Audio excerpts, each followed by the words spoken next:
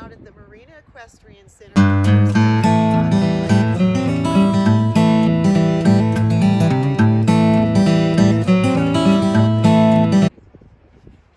Good afternoon. As Sherilyn said, my name is Randy, and I'm going to show you a little bit about roping.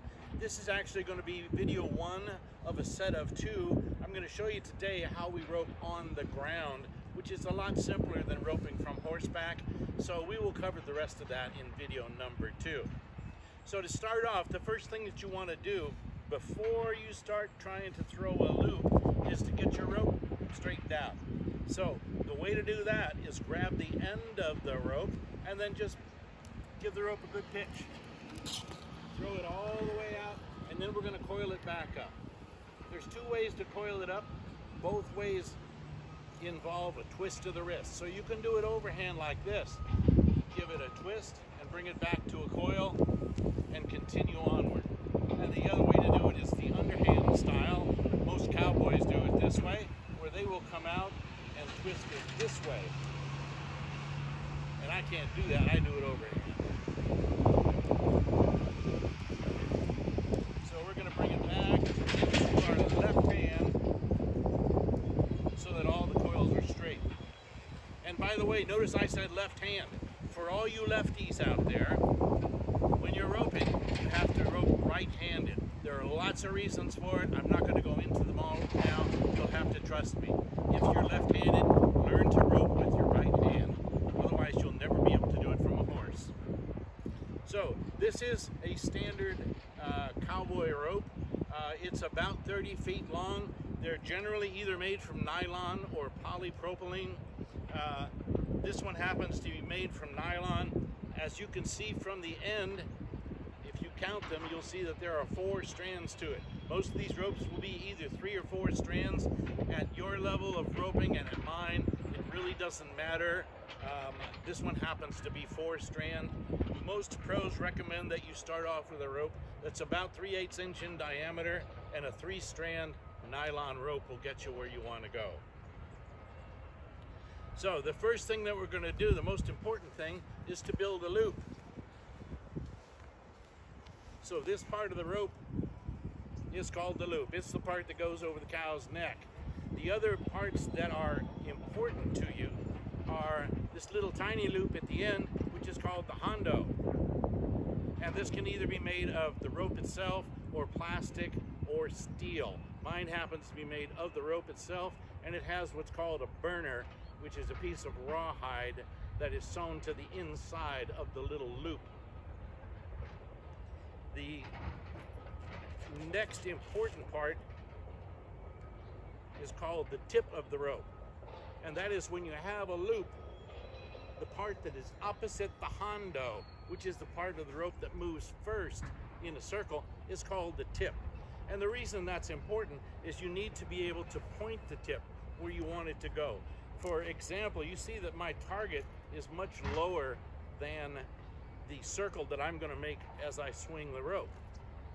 So what I want to do is point the tip of the rope. In other words, the plane of the rope is going to be downward.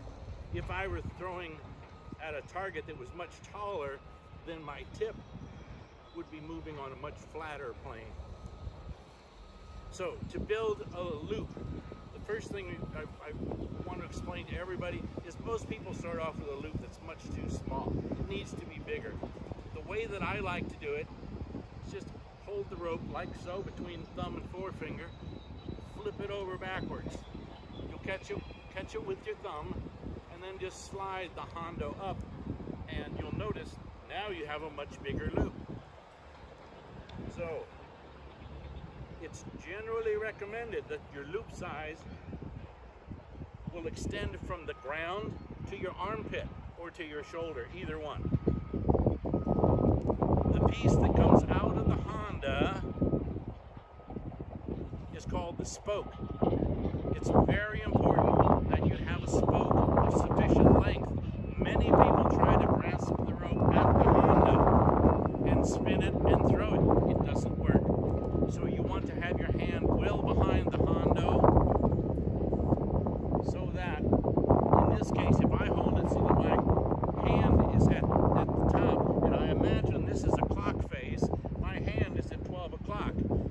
notice that the hondo is at 9 o'clock and the tip is at 6.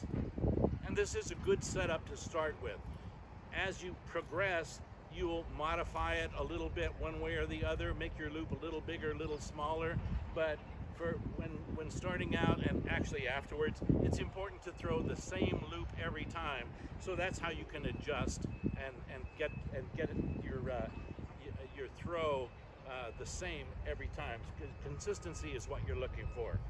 So you'll notice that now I have a loop that I like the size of, and I have coils in my left hand, and that's where they stay.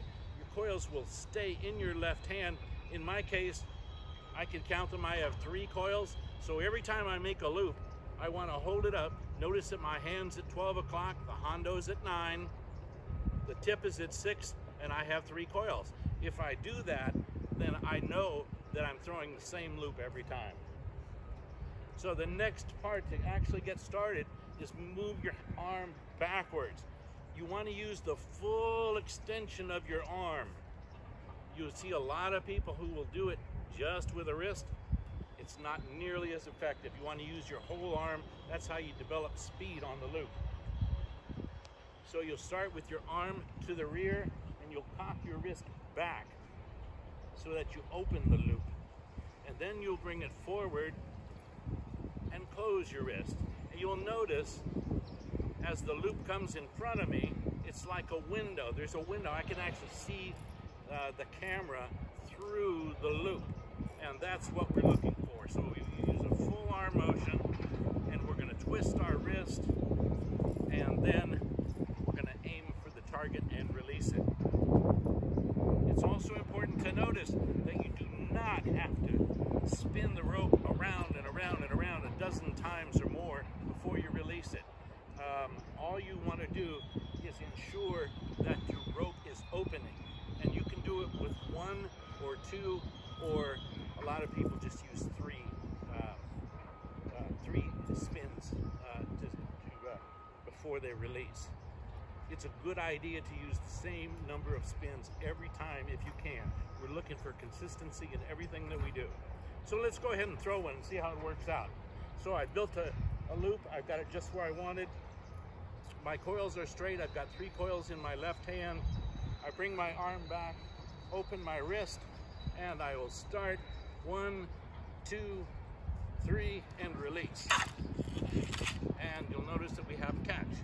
So at this point, once the loop is over the target, we'll pull back just to tighten the loop so the cow can't step out of it, and then we'll recoil the rope as we come up.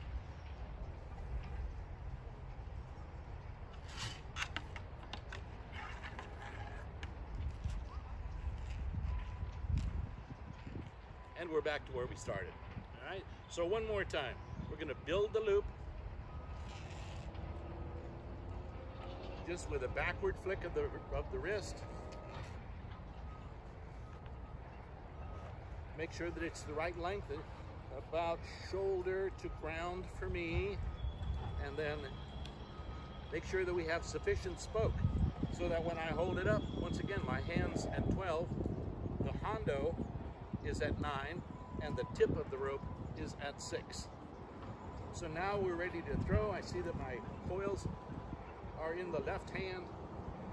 I'll bring my arm back, open my wrist, swing it once, twice, 3 times, pull it back, and we have a good throw.